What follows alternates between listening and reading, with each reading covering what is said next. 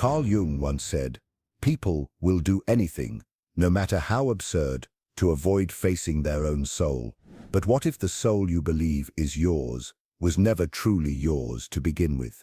Most people live their entire lives under the illusion of control.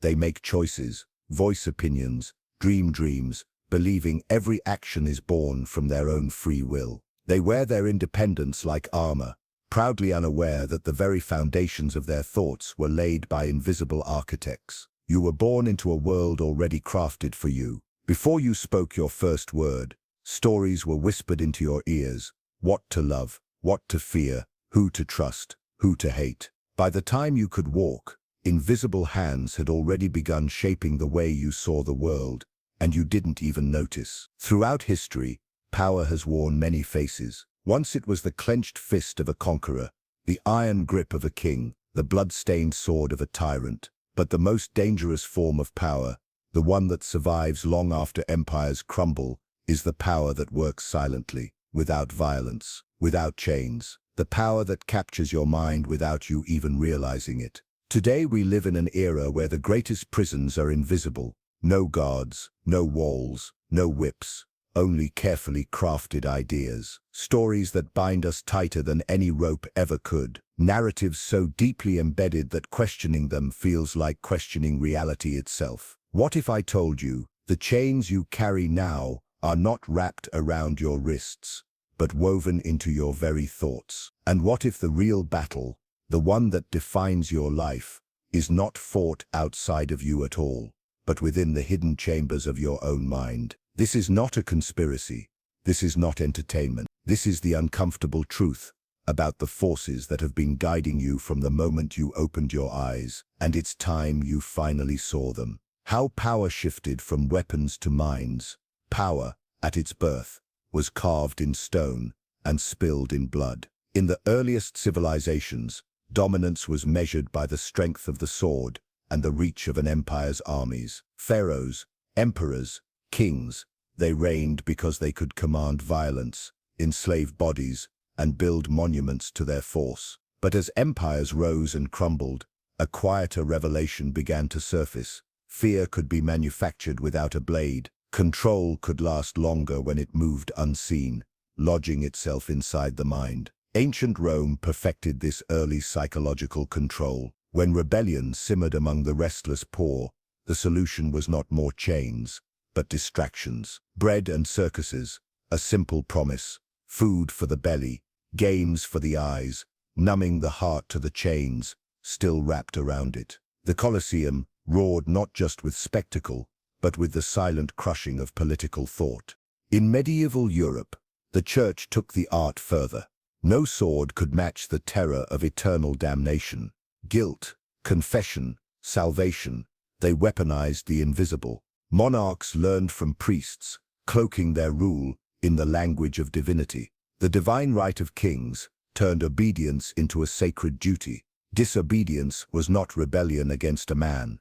It was heresy against the heavens. Across centuries, the strategy refined itself from binding the body to binding belief, to finally binding the very perception of the self. Today, the sword and chain are obsolete relics. True power moves through whispers, screens, algorithms, and self-image. Control is no longer imposed from the outside.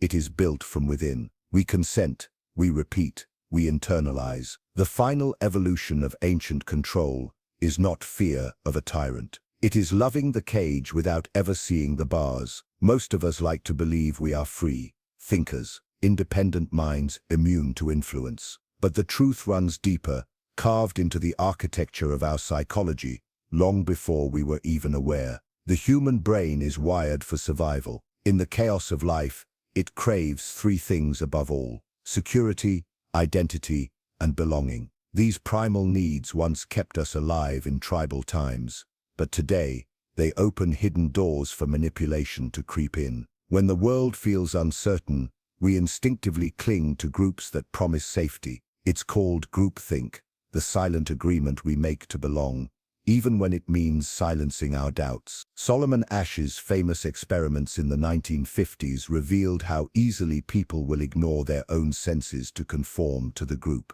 In a simple test involving line lengths, most participants chose the obviously wrong answer just because everyone else did. They didn't want to be the outsider. They didn't want to lose belonging. Then there's confirmation bias, the tendency to seek out information that already aligns with our beliefs and ignore what doesn't. It's comforting to be right. It's painful to be wrong. In a world overflowing with information, we don't always search for truth. We search for validation. And when authority steps in, the vulnerability deepens. Authority bias makes us trust perceived experts without question. Stanley Milgram's chilling obedience experiments showed that ordinary people were willing to deliver what they believed were lethal shocks to strangers, simply because a man in a lab coat told them it was necessary. Rationality faded, responsibility shifted. The uniform spoke louder than conscience. These psychological blueprints are not flaws. They are survival strategies encoded into our species. But in the wrong hands, they become invisible chains. Think you're too smart to be manipulated.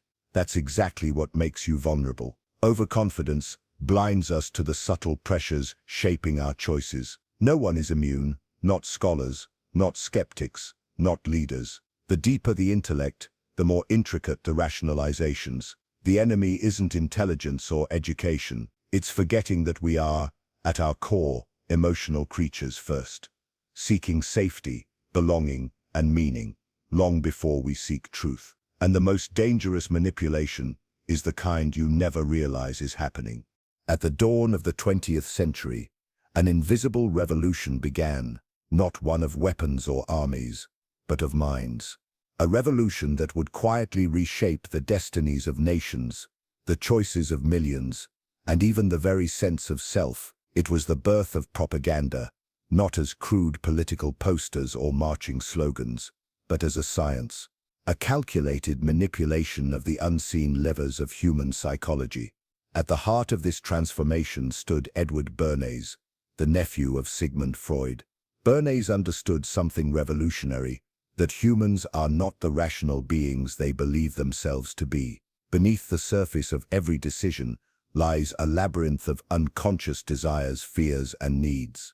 If you could tap into those hidden forces, not argue with them, not fight them, but seduce them, you could control entire societies without them ever realizing it.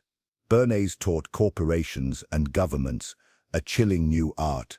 Don't tell people what to do, make them want to do it. Under his guidance, cigarettes became not a health hazard, but a symbol of female empowerment. In a dazzling piece of psychological theater, debutantes marched down New York's Fifth Avenue in 1929, lighting torches of freedom, a calculated campaign to break the taboo against women smoking. Sales skyrocketed, and an era was born.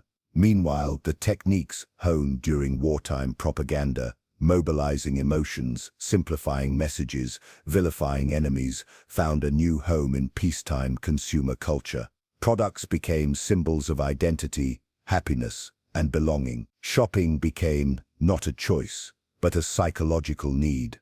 Propaganda evolved into the perfect weapon, invisible, untraceable, and devastatingly effective. It no longer forced obedience through fear. It gently wove obedience into the fabric of desire. In this new era, the battlefield was the human mind, and almost no one realized a war was being waged.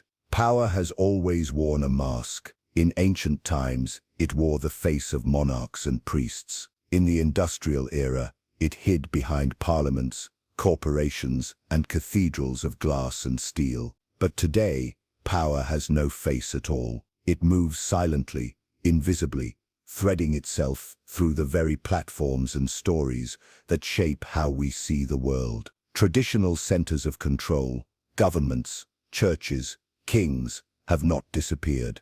They have evolved. Today's most influential forces do not wear crowns or robes. They sit behind algorithms, corporate media studios, and cultural institutions that tell us what to desire, what to fear, and what to believe. Social media algorithms, optimized for profit and engagement, have become the unconscious architects of public opinion. Every like, every share, Every angry comment is fed into a vast, self-correcting system, a system designed not to enlighten us, but to keep us locked inside loops of attention. And in this pursuit of endless engagement, reality itself becomes fractured. Corporate media empires, once imagined as neutral observers, now operate as emotional factories, producing narratives that reinforce specific worldviews, appealing not to our logic, but to our tribal instincts. Every headline,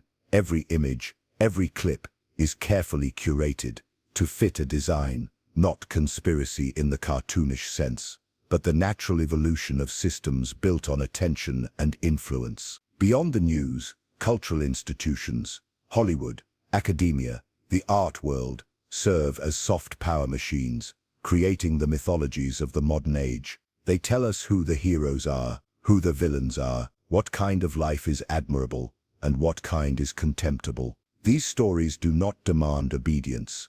They cultivate aspiration and shame, weaving themselves into the emotional scaffolding of our identity. We imagine ourselves as free agents, but most live inside invisible echo chambers, bubbles so perfectly tailored that we rarely encounter an idea that feels foreign. Digital ecosystems isolate us, not through censorship, but through choice architecture. What we are shown, what we are nudged toward, what we are encouraged to believe. It is a velvet prison, one whose bars are made of convenience, validation, and belonging. In this new era, power no longer needs to declare itself. It simply needs to be the water we swim in, unnoticed, unchallenged, and utterly pervasive. Imagine a society where there are no visible chains, no guards, no prisons, no orders barked through megaphones, and yet the people obey. They obey because the chains are no longer external, they are internal, forged slowly, invisibly, link by link, within their own minds. This is where control becomes complete, not through force, not through surveillance, but through the silent sculpting of the soul. Michel Foucault called it the panopticon effect, the idea that people behave as if they are being watched, even when no one is there. In the original panopticon prison design, a single guard could theoretically observe every prisoner without the prisoners knowing if they were being watched at any given moment. Under that uncertainty, prisoners began to regulate themselves, punishing their own impulses, caging their own rebellion. Now, scale that idea outward, not to prisons, but to entire societies, mass media, education, peer pressure. They become the invisible guard towers, and inside every citizen, a watchful warden grows. Noam Chomsky warned us through manufacturing consent that you don't need overt tyranny when people willingly believe in narratives crafted for them. You don't need a dictator standing on balconies barking orders when millions of individuals conform to invisible scripts, imagining themselves free all the while. It is a control so elegant, so profound, that it erases the very idea of rebellion before it's even born. Ask yourself, when was the last time you thought something daring, something wild, something honest, and silenced yourself before anyone else could? Not because you feared punishment, but because you feared alienation, because you feared being misunderstood, because the invisible rules had already been etched into your mind, rules you didn't sign, but accepted all the same. This is the final stage of manipulation, when the system no longer needs to punish dissenters, because you have learned to punish yourself. And in that silence, in that lonely surrender, the deepest form of power is born. We live in a world that whispers in our ears and plants seeds in our minds, subtle, relentless, unseen. Every story we believe, every fear we carry, every desire we chase, how many of these are truly our own? In a society designed to shape perception and manufacture consent, the greatest act of rebellion is not loud defiance, but silent awakening. The ancient philosophers knew this truth. Socrates urged, "Know thyself," not as a quaint proverb, but as survival advice. Epictetus warned that the mind is the last fortress. If it falls, all else falls with it. Freedom is not granted by laws or constitutions. It is carved, painstakingly, within the silent chambers of our own consciousness. We are told that liberation is an external prize, earned through elections, revolutions, or wealth. But true freedom has always been internal. It is the power to witness one's own thoughts without blindly surrendering to them. It is the courage to ask, again and again, who implanted this belief in me? Society will not teach you this. Its survival depends on your ignorance. Its systems flourish when your inner world remains unguarded. That is why the journey inward is so feared and so rare. The only way out is in. If you do not fiercely guard your mind, someone else will seize it. If you do not awaken, you will dream someone else's dream. And when you finally sit with your thoughts, stripped of noise and illusion, one haunting question will remain: what thoughts are truly yours? If this exploration awakens something in you, join us, subscribe to our channel, and together, let's question, awaken, and reclaim the mind.